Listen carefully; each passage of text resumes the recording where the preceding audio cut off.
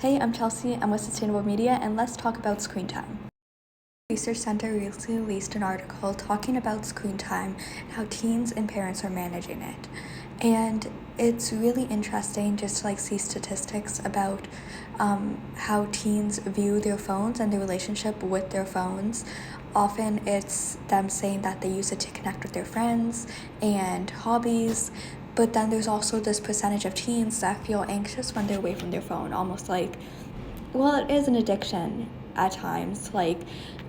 We are on our phones a lot, and that is also just the reality of this generation, this technological generation. We are always on our laptops for school. Most assignments are online, and it's just very hard to manage screen time. But I also think this article brings up a good point, and a lot of articles are talking about this. It's not just teens, it's parents too that are addicted to their phones. This article from the Washington Post does talk about it too. It's saying that teens are noticing their parents have a problem with their phones too. They're always on their phones, and I think it's something important that we just recognize. This is not just something that we should just write off as a teenager thing. It's not just teens that are on their phones. We are just emulating what our parents are doing as well. And there's a lot of kids also that are now seeing their parents on phones and growing up with technology like iPads, and we get this whole thing of iPad kids on TikTok. It's just basically, it's becoming an issue, and I think it's beneficial to talk about healthy ways we can manage our screen time. This article from NPR does talk about some great ways we can manage our screen time, and it particularly focuses on body image because some studies have been done that the more teens are on social media, the more they're comparing each other, and the more negative views on their own body image come up. And this article does have a study included about how you can being on your phone less, being on social media less, is more beneficial for your body image and self-esteem.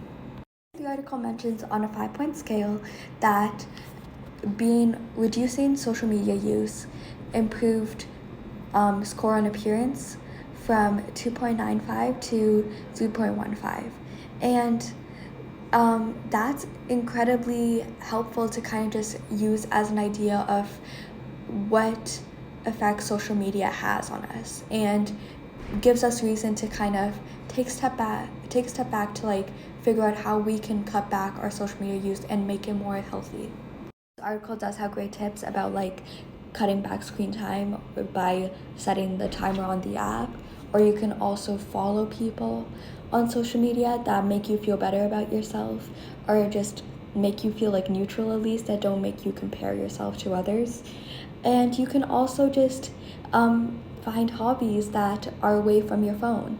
And I understand that for a lot of young people especially, and even parents, when your job and school is totally computer-based, phone-based, it's hard to cut back screen time. But I do think that we need to set boundaries, and yes, it's beneficial to connect with friends and hobbies on your phone, and there's a lot of benefit to being on your phone. We just need to find our limit, our personal limit, and kind of just manage that. I found this really great TikTok that provides some tips on effectively managing your screen time. Let's take a look at that. Next thing that I did was clear out my screen. So I have an iPhone. So now you can remove apps from your home screen but still keep the apps. So I removed Snapchat, I removed Instagram, I removed all of my shopping apps, so Amazon, Target, stuff like that. I just got rid of. So the next thing that I did kind of ties into that is that I only allowed myself to go on my phone when I have a purpose. Some great steps that people can take to kind of just manage their screen time with intention and make sure that they are doing something that is sustainable for them, because there's not just a one-size-fits-all solution. There's also something from the parent's perspective that it can be seen that excessive screen time restriction can just make your kid more obsessed with their device. let me show you like a TikTok. Like there's a lot of TikToks of just kids like finding ways to get around their parents' screen time restrictions.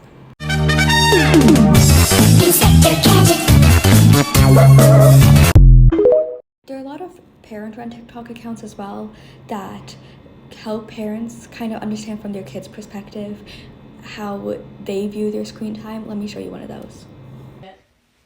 Parents, remember back in the day, we didn't even leave the house until 10 o'clock sometimes. Look, kids nowadays, they got sports, then they got homework, then they settle down and go eat something.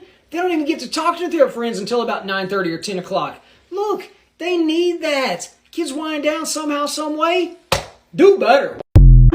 For me personally, this is my screen time. It is something I'm trying to lower because it used to be 8 hours, but now it's 6 hours, so I'm getting there. But I do think that like it's something very personal to people, because if you're always on your phone for work, for school, it's gonna be higher, and it's really just figuring out that healthy balance for you. I do think delving into our screen time habits is extremely important, especially because screens aren't going away. This is only something that's gonna become more prevalent. So just figuring out how you can manage being on screens so that you aren't hurting your mental health, you aren't hurting your body image, especially for a lot of young people, that's an issue. So just figuring out that healthy balance and just being mindful. And I think that's really just the core of it. Anyway, what do you guys think? Let me know your thoughts in the comments, and I'll see you next week.